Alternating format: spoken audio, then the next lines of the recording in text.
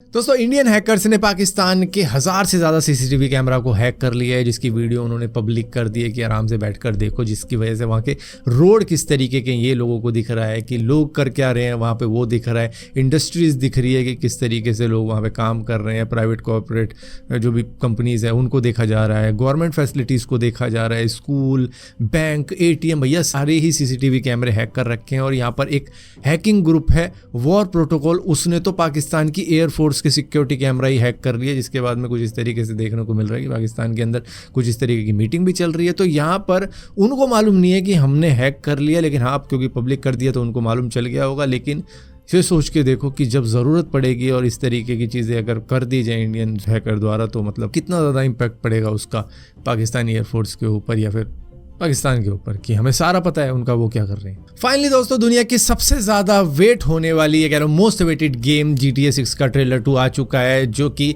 कुछ इस तरीके का है। लेकिन यहाँ पर नाराज़गी ये है कि भैया चलो ट्रेलर अच्छा है बुरा है कैसा भी है, लेकिन मुझे चाहिए था थोड़ा सा गेम प्ले भी उसके अंदर डाल देते तो पता लग जाता कि गेम प्ले किस तरीके का होगा GTA 6 का। हालांकि ट्रेलर काफ़ी ज़्यादा अच्छा लग रहा है। यहाँ पर रिलीज़ होगी ये 26 मई 2026 को, तो मतलब कि पूरा 1 साल से भी ज़्यादा पड़ा है इसके लिए वेट करने का। लास्ट बार अगर देखा जाए GTA 5 2013 में लॉन्च हुई थी, तो ऑलमोस्ट 13 साल का वेट करना पड़ेगा हमको GTA 6 को खेलने के लिए।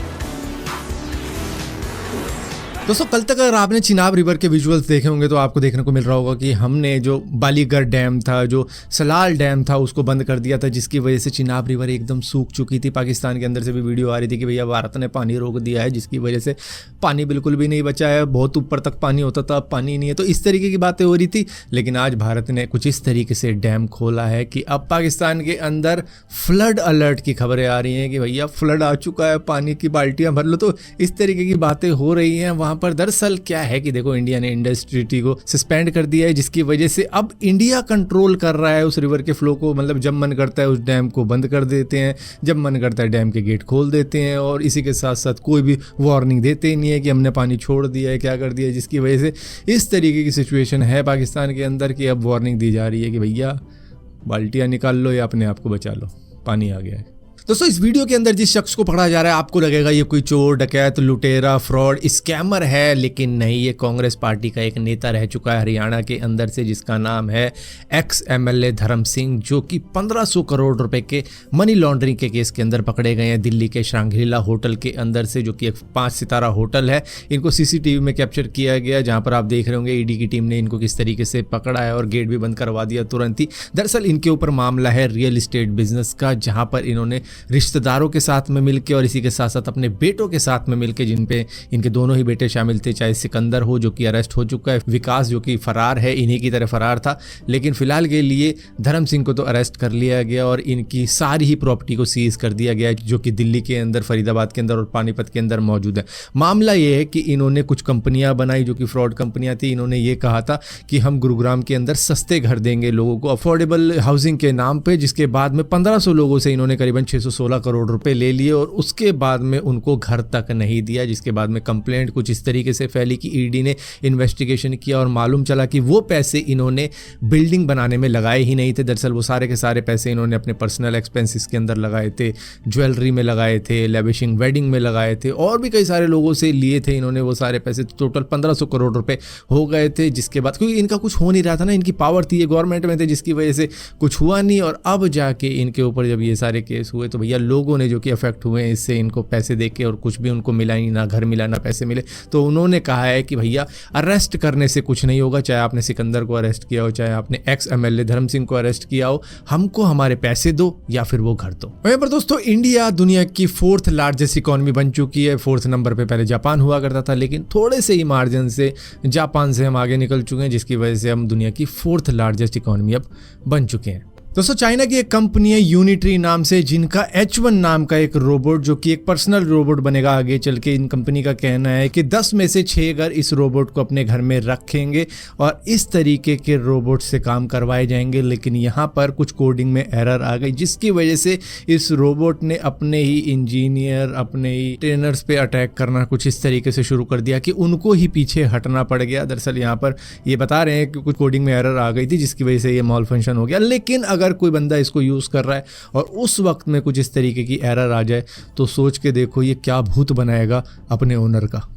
दोस्तों LG ने अनवील किया है अपना शेप शिफ्टिंग कार डिस्प्ले, जो कि कुछ इस तरीके का होगा। ये अपने आप को बटन में भी चेंज कर सकता है, जिससे कि फिजिकल बटन की ज़रूरत नहीं पड़ेगी कार के अंदर, सिर्फ इसी से ही काम चल जाएगा। ये हो सकता है कि यहाँ थोड़ा सा स्लो हो अपनी शेप चेंज करने में, लेकिन हाँ इसकी खासियत यही है कि ये स्ट्रेचेबल होके अपने डिस्प्ले को बटन की शेप में बदल देता है, जिसके बाद में उस तरीके से इसको यूज़ कर सकते हैं। तो फ्यूचरिस्टिक कारों के अंदर शायद इस तरीके के डिस्प्ले यूज़ किए जा सकते हैं, जो कि एक पंथ दो काज कर देगा। दोस्तों इंडिया के अंदर 7 मई को 244 डिस्ट्रिक्ट के अंदर मॉक ड्रिल होने वाली है, मतलब कि वो दिखाने वाले हैं, सिखाने वाले हैं कि इमरजेंसी की सिचुएशन के अंदर क्या करना चाहिए जब किसी दुश्मन देश से वॉर शुरू हुई होती है। क्योंकि हमेशा सोल्जर ही आपको नहीं बचाएगा, वो तो बॉर्डर पे अपना काम करेगा, वो दुश्मन से लड़ेगा भी, लेकिन अपने डिफेंस में हमको भी कुछ ना कुछ करना चाहिए। तो इस तरीके का सायरन बजेगा 244 डिस्ट्रिक्ट के अंदर।